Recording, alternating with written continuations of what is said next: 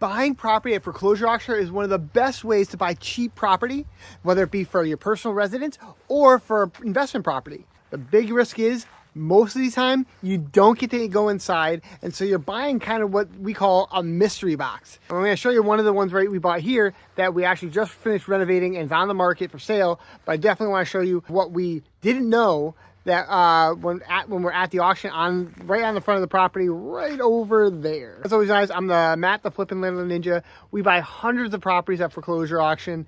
We've made a lot of mistakes over the way, but we kind of try to teach you guys what to do and not to do because we've made a lot of mistakes, and we try to learn from them, and hopefully you can learn from our mistakes on these videos instead of making the same ones on the investment properties. Let's go inside and check this out and start talking about what we did. So in Massachusetts, that's where we are here. This is actually Granby, Massachusetts. This is a non-judicial state. That means it doesn't go in front of a judge, but they have certain procedures they have to follow. They have to put it in the newspaper for a certain amount of time in the legal notice section. And then typically here, there's a deposit. In this case, this was a $5,000 deposit. It's held by a third-party auctioneer, and they hosted it right here. I was actually on these right there, right in the front of the property. And so what they'll read is the order of notice. This is when, you know, the documents that the bank has filed, and then they'll often read also what's called the memorandum of sale. This is what you'll have to sign after you win the auction, and it's basically saying you're buying this property as is, where is, no representations, blah blah blah. The only thing if you'll get your money back is if there's a bad title.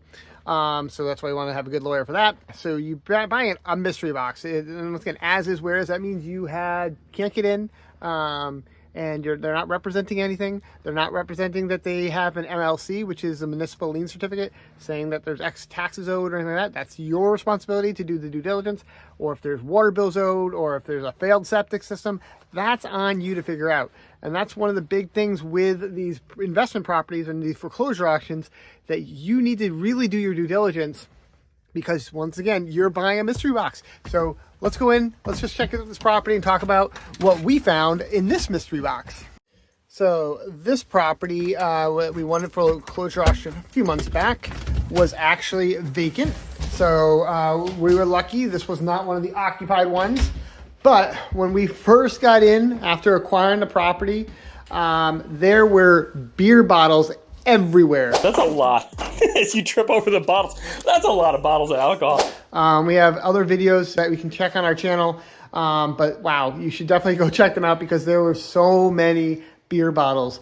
I don't think we actually returned them to figure out, what was going on, and see if we could actually get some nice, 5 cents per bottle back. It is Massachusetts, so we don't get really good payment on that, but we didn't even try to do that. No, we just trashed the property out. So we had basically about 230 yards of dumpster trash.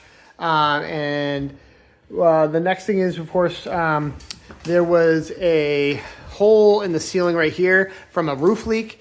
No one had tarped it up. The bank did not care. They just kind of left it as is. Sometimes the banks will have what's called a servicing company. They'll come out and they'll typically tarp. They'll secure the property. They might change the locks. They'll also maybe do what they call as winterization. You'll see maybe a sticker on the door that says winterized. One thing to be mindful of that is that does not mean that it was properly winterized. Honestly, typically what we see is that the winterization is done very poorly. They're not actually taking a compressor and blowing out the lines. They're just basically doing the very bare minimum to get whatever the bank will pay them. And therefore, often we found that the boiler either has a cracked heat exchanger, or the issues with the plumbing is all broken and leaking everywhere once we turn on and put pressure on with the water. So so just be careful when you see the winterization sticker. It doesn't mean it was done properly, and I would definitely factor in some form of actual repairs to the plumbing in your estimating of the rehab. Now, once again, this is a mystery box, so you didn't get inside. You're out on the outside of the property, and you're just trying to figure out what to bid. So if you don't have experience on maybe redoing hardwood floors, fixing a roof, fixing some drywall, upgrading a kitchen, upgrading lighting, stuff like that, because I mean there was no fixtures in here. The actual wires were just dangling down. I mean, some of the weird things that they had. I mean, look at a light switch was already over here. Weird stuff like that. If you don't have experience with that, I would definitely recommend talking to a contractor that you trust and have them come in to help you with the whole bidding process, and so that you don't get in trouble and underbid things. So the other thing is here, we didn't have any knowledge of the septic system. So here we have actually a septic system. You can see kind of, so we also have a well, and then there was a septic system. Luckily, we were able to, call the city and talk to them when it was last inspected, and we were able to get some good information on that. But there's also, so you can see here, there's a sump pump.